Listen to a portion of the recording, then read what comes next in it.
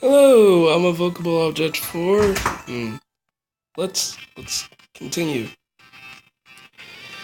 All right. I immediately understood. They had seen me. They knew. It was no use. I couldn't hide this pitiful state of mine anymore. Are you okay, Agatha? Yeah, thanks. I guess you all saw me. They nodded in silence. I felt incredibly ashamed. You were screaming so loudly, we all rushed in the bathroom to see what had happened. You had some kind of panic attack and injured yourself. You were lying on the floor, stiff. We thought you were dead. We carried you here because we didn't want you to catch a cold. Do you want to talk about it? Well, now that you've seen everything, I can't pretend anymore, can I? I have post-traumatic distress. I have post-traumatic stress disorder ever since I came back from war. Every time I see or hear something that reminds me of the people who died around me, it makes me nervous. I end up having a panic attack. I also have nightmares every night, living the same horror again and again, so I barely sleep anymore. That's all. This place makes me feel unsafe. I have trouble controlling my anxiety, so I finally broke down. At that moment, I couldn't manage to look at them in the eyes. Well, you could have told us sooner. Perhaps we could have helped you feel better. We'll let you rest, okay? But there's something else we had to know. Something else? Since we had to carry you, it fell down. I suddenly realized what they were talking about. Uncontrollable tears fall on the Uncontrollable tears fall on the ground. Why do you have a gun on you? The words hurt. They hurt so badly. I couldn't hide anything anymore. It was too much to handle. After the war, I mean. I came back, but I felt empty and depressed. I couldn't sleep anymore. I couldn't escape the memories. I couldn't forget about myself either. I had killed. I wanted the pain to stop, so I bought a gun, illegally. You were going to put an end to my suffering. I was supposed to do it the day of the incident. I wanted to take one last stroll before pulling the trigger. Golly, I can't speak. Ugh. How could I have known that there would be a terrorist attack and that I would be trapped here with you? I didn't say anything. I thought it would be better that way. They all sighed in unison. I couldn't begin to imagine what they were thinking. You should rest a bit, okay? We'll be here if you need something. We're keeping the gun, though. We don't want you to do anything reckless. Wait, please. Don't leave me alone. But they didn't listen. They split up, leaving me behind. I felt so dirty, so ashamed. I had a terrible headache. Everything was screwed up. I looked at my pills while crying. Was this treatment even working? I didn't feel any better. It didn't erase the memories either. I sat silently for a while. I tried to remember how I got myself here and what went wrong. The incident was only the day before yesterday, yet it felt like it took place ages ago, in another universe. Reflecting on the situation, I took a deep breath and closed my eyes.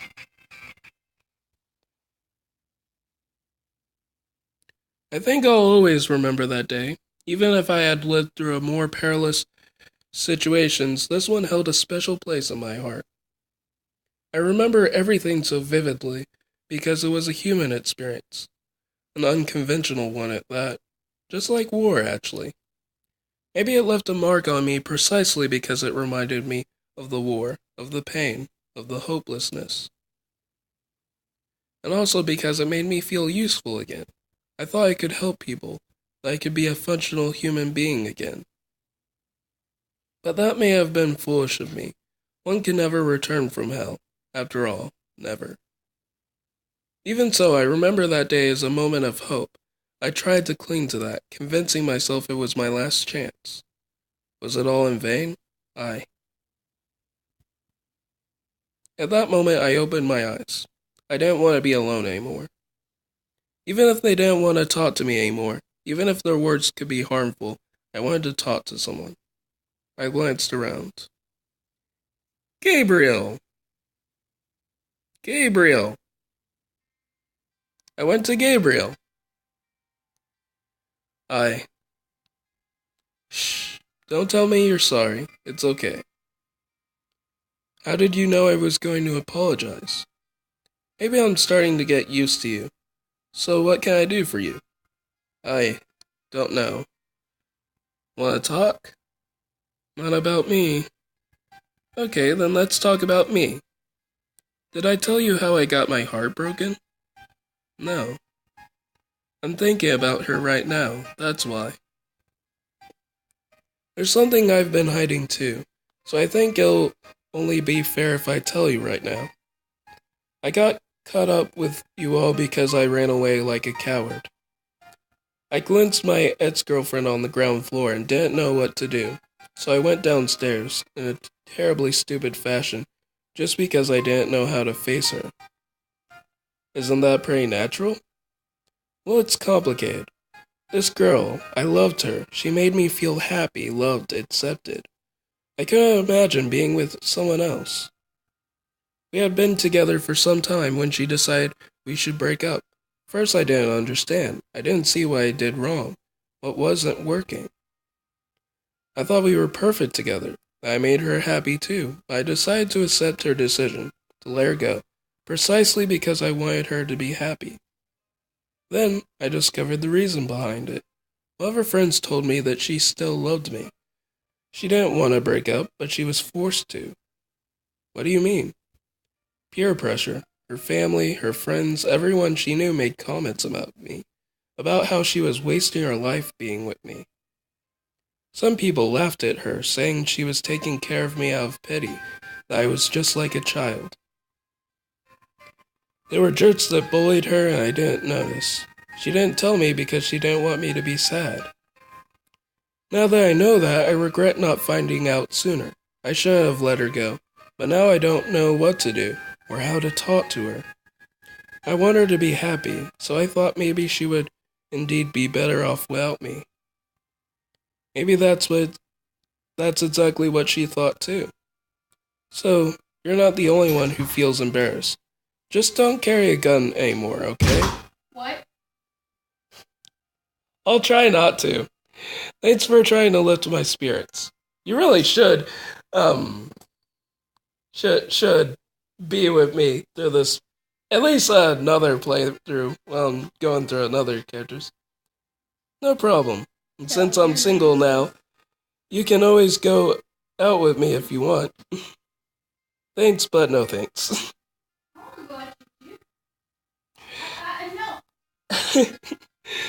I went back to my corner, lost in thoughts. That day we were all restless.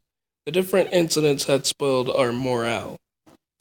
We'd had enough. The situation was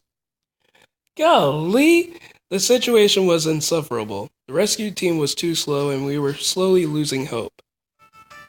As I was laying against the wall, staring in the distance with empty eyes, I saw the silhouette of someone approaching me. Can I park my racing car next to you, milady? What the heck? What's going on? You call that a racing car? There's not enough fine-tuning for my taste. You're breaking my heart here. I took so long trying to make the wheels shine. I know I can wash it while wearing a bikini. Maybe you'll look at me then. What you doing, Gabriel? Making noise in the background. What a strange mental picture. It doesn't fit with this gloomy place. I know. I'm strung out, waiting to be rescued. It's irritating to feel this powerless. I wish I could make ground rounds with my wheelchair right now. I really need to talk to someone to keep my mind clear, so let me stay a while longer, please. I think we all feel that way. Say, do you think I have a future? What makes you think otherwise? Sometimes I'm tired of fighting. I know I had to prove myself way more than my classmates, that everything will be harder for me and that I had to be strong. And well, I can't be strong all the time. I'm a human being after all. I have weaknesses and strengths just like anybody else.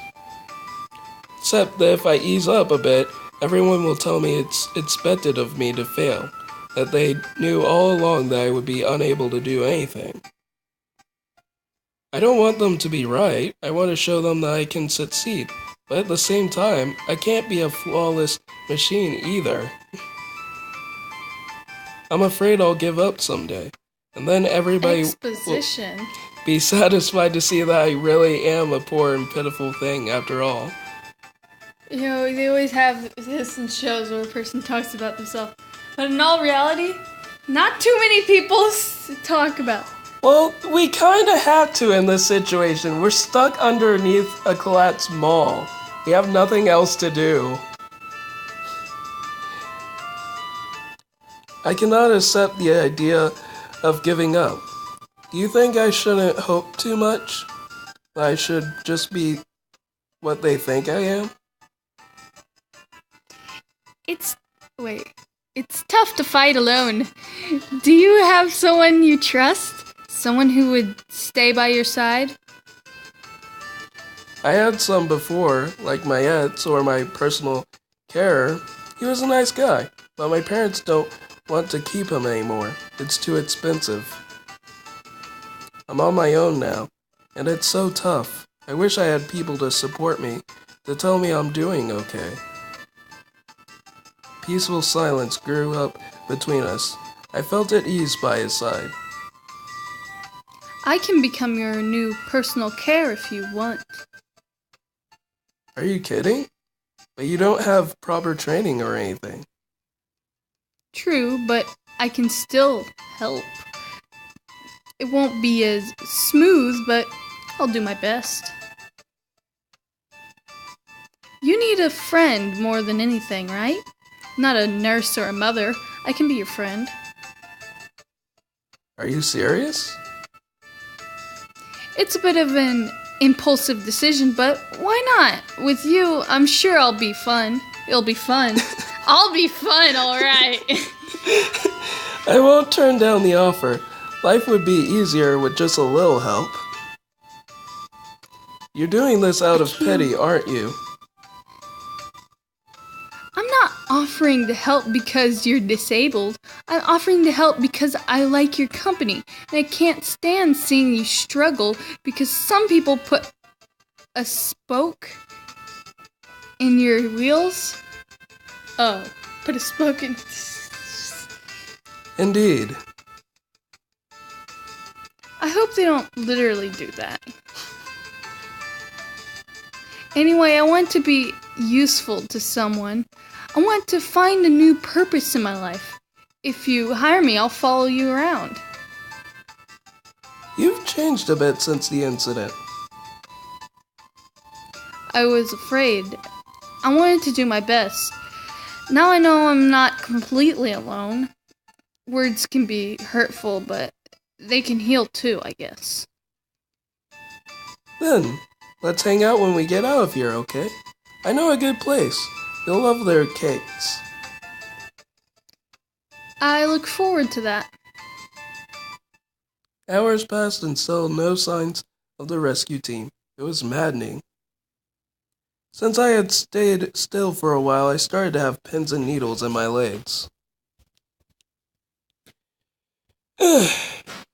When I went to the bathroom to stretch a bit, I suddenly felt the anxiety coming back. Yeah.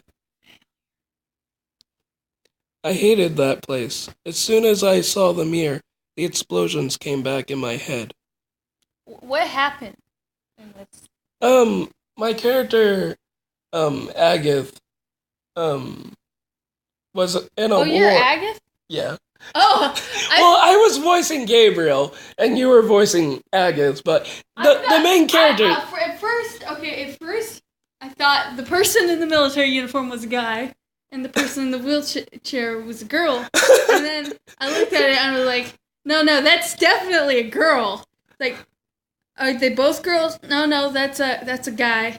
Okay. It's like, before I get there, I was like, okay, I need to figure out who I can voice or whatever. And You were voicing the right character. yeah, but I thought the guy was the main character, considering the fact that he was just talking about his soul and exposition bit. Well, my character doesn't like. Help make fun of something Yeah. I don't have any part in. Yeah.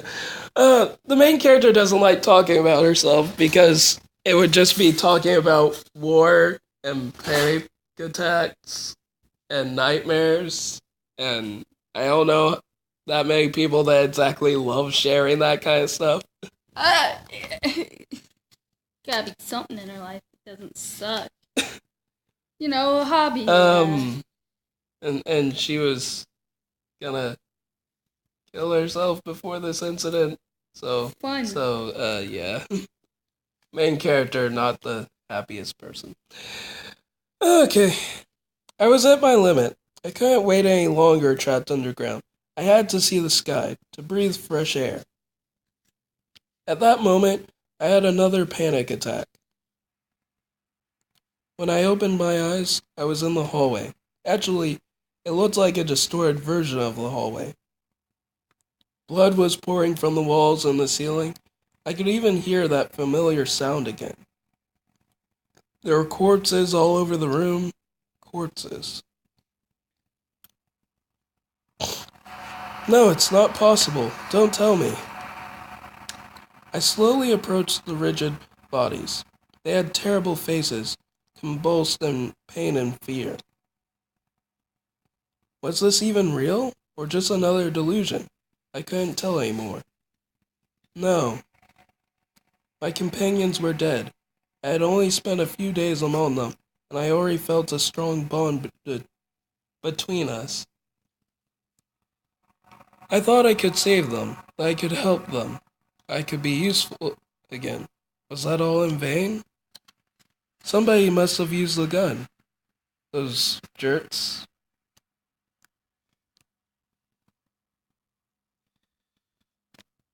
Feverishly, I looked around. I picked up the gun that was on the ground and wandered around in this new battlefield. I was on edge, expecting to see anything, even my own shadow. Suddenly, I felt a presence behind me. Frightened, I turned back. It was a living corpse, a soldier. He was cursing me for being alive. No, it was me, a twisted reflection of me, a woman who had a horrifying grin on her lips, as if she was enjoying it. She was wrapped in darkness, covered in blood and flesh, laughing in a fit of madness. I was the one who had done it. I was the one who had killed them. It had to stop. This chaos had to stop. I didn't want anyone to die anymore. I didn't want to see blood and hatred anymore. The monster slowly came near me. I didn't have time to think. Use the gun? The answer is no. You're crazy. So no. No. Couldn't do it. I couldn't shoot. I had to accept the monster as a part of myself. It's something that never completely disappeared. See, I'm just thinking, what if that's a person? Just do, walking through the hallway. Why'd you shoot me? I don't think it is a person. No, I think it probably isn't, but I'm just saying. It's most likely it's best you. to be cautious in games that give you choices. Yeah. I had to stop running away. The past was painful. The words still haunted me. I had to go forward to find out why I was still alive. The people who died needed to be remembered. Maybe if I gave them a place in my heart. Maybe they'd be appeased. The road would be long, steep, and disheartening, but maybe, just maybe, there was something behind the hill, something beautiful. As I dropped the gun on the floor, unable to shoot, I heard a drilling sound. I paused, confused. The ghost vanished. I felt unstable. My legs were shivering. I had no strength left. Suddenly there was a loud sound, and the walls exploded. Something was coming. God? Was I going to die? Behind the walls, another world was standing. A mysterious world. Everything became pure white. The light dazzled me. I felt too tired and fainted. I slowly opened my eyes. It was too bright. I waited to get used to the light. When I was finally able to see, I realized I was in the shopping center's main alley. There were firemen all around me, moving like busy bees. It felt unreal. We had been saved. Someone has rescued us after all. While looking around me, I saw all my companions sitting on stretchers. Doctors were asking questions, examining them. I took a deep breath. I felt a small breeze on my hair. The shopping center had been destroyed, but we were alive. At that moment, it was all that mattered. We were going to be okay. Gabriel approached me with a troubled look. Hey, Agatha, you okay? You scared the living daylights out of us just now. I guess I had another panic attack. Sorry for the bother. Yeah, that's what I'm saying. She would have shot someone. But I think she was about to shoot herself. I don't know, dude. Shoot a mirror, sure, but... You're not bothering us at all, and you know it. We were just worried about you. At least I was. Aw, that's cute. Hey, don't call me cute. Call me handsome, or manly, or... You're quite the cocky type, actually. Who would have guessed? Don't say that. I genuinely care about you. It's just embarrassing to admit. I love to drive you nuts. Meanie. Why this person in particular is getting so much dialogue is because I've been talking to him throughout the entire game. I mean, I figured he just seemed like the main character. Yeah. But apparently he's not. I bet you already changed your mind. You don't want me to follow you around anymore. No chance. I promised you. I'll take you out, remember? Yes, what about it? They make the best cakes ever. I just love them. I wish I could go there more often. But the tea shop has stairs everywhere. It's a nightmare to go there with my wheelchair. Oh, that sucks. So I don't have many opportunities to eat cake with an easy mind. You'll go with me, right? Please, please, please. Of course. I'll help you beat those stairs, and you'll be able to get your cake. We're going to beat those stairs into submission. You're the best. For the first time in hours, years even, I enjoyed a strange kind of serenity. I was feeling incredibly well. I don't really remember what happened after that. Our rescue was so surreal I couldn't think properly. The malnutrition and lack of sleep didn't help.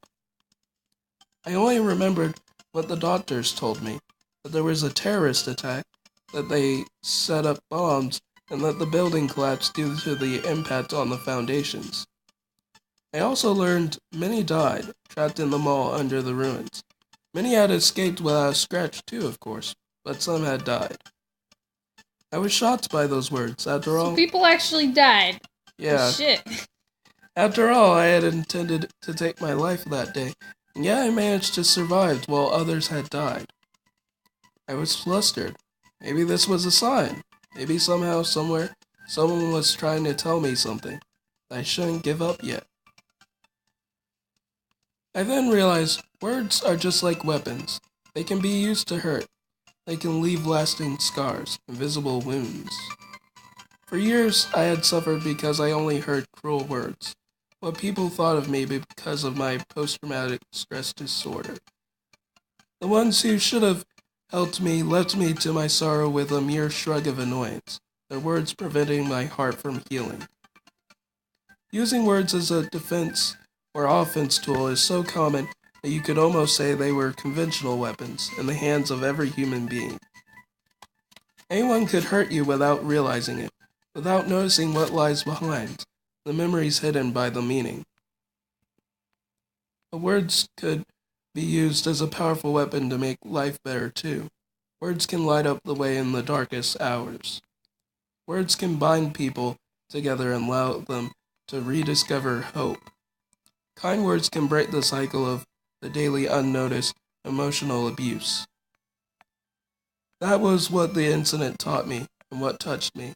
I had met various people who had their own personal stories and suffered from the same prejudiced words. Because we were different, many people had a tinted view of what we should be and didn't see us as we really are. It was so painful. But this is the reason why we should use kind words to break the cycle of bias and struggles, to be able to live freely, all of us. That's what I would do from now on. That's how life is. The road is long, and I'll find my way. I'm sure of it. I'm not alone. Gabriel and I are inseparable now. I'm glad I met him. We find our way together, and maybe I'll end up falling in love with those cakes he's talking about. Sometime later. I really wanted to prove to Gabriel that I was sincere and could keep my promise, so I asked him to teach me how to make his daily life easier, what gestures I needed to know to help him. He was very serious in his teachings and often amused by my mistakes. The first time I pushed his wheelchair, he was quick to let me know about how abrupt I was. I was willing to believe him, considering I was a retired army officer. After all, delicacy wasn't my forte. When I had to help him walk upstairs for the first time, he gasped that he would need life insurance before not very long. In response, I pretended to sulk. Luckily, I never let him fall, which was a relief for both of us. Practice was finally bearing its fruits. I really enjoyed being with him. We never had time to sit around being bored. Gabriel was seemingly raw about life, but was never mean. He viewed the world as an adult, in such an incredible and mature way given his age.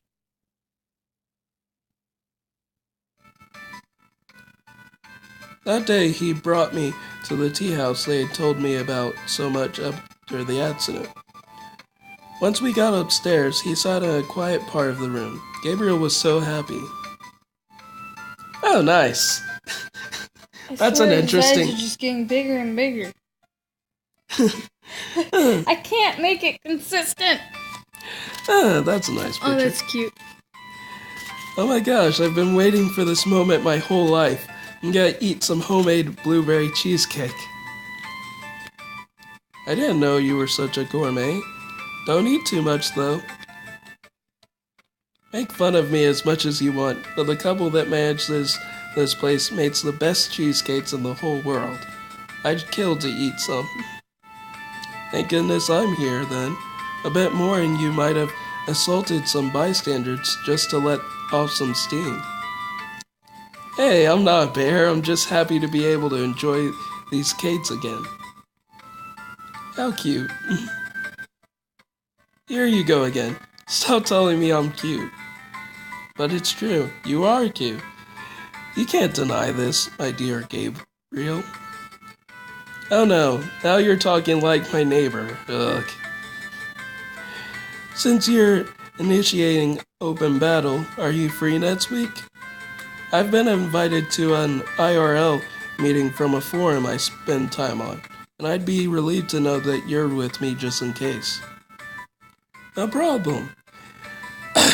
By the way, speaking of IRL meetings, are you still in touch with Owline? Of course. I'm sure I told you before that I'm a new member of her guild. Cool. Oh, that's true, you did. You weren't really listening, were you? The thing is, you're so passionate when you're talking about your favorite MMORPG that I tend to lose track after a while. Especially because I don't know all the technical words you're using. I see. Gabriel, are you okay? You seem weird all of this sudden. No, it's nothing. There was obviously something odd. Even though he was always so passionate, the teenager seemed almost shy all of a sudden. He was glancing often at the counter and was almost shrinking in his seat. His smile had disappeared. What's going on? Nothing, I swear. Gabriel wasn't a good liar. That was painfully obvious. He couldn't let this slide without a fight. I'm not stupid. I can see very well that you've got something on your mind. Are you sure you don't want to tell me about it? Alright. But talk a bit quieter. His face was coming closer to mine, and he whispered, Do you see the girl who's ordering right now? That's my ex. Actually, she was the one who told me about this tea house. But that's great. You finally have the chance to speak with her. What is wrong with you? I don't know what I'd say to her. What could I possibly do? Plus, it's been months since the last time I saw her. You don't seem to even have the courage to speak to her, even though you're dying to do it. It's not my fault if I'm not very good at resolving conflicts. I don't know what to say. It's distressing.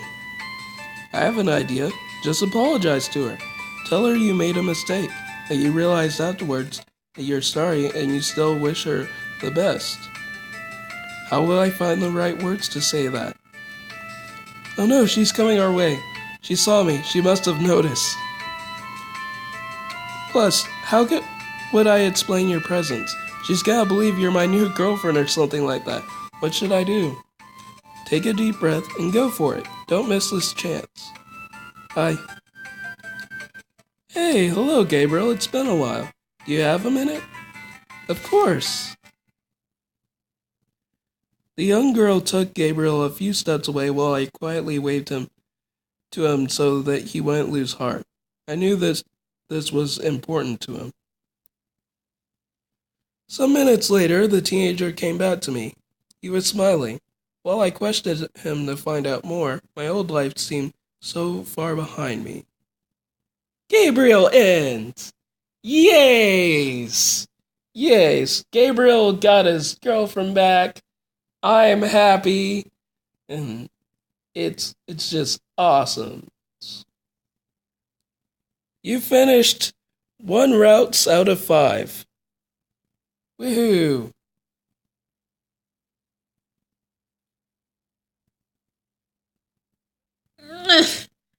Woohoos!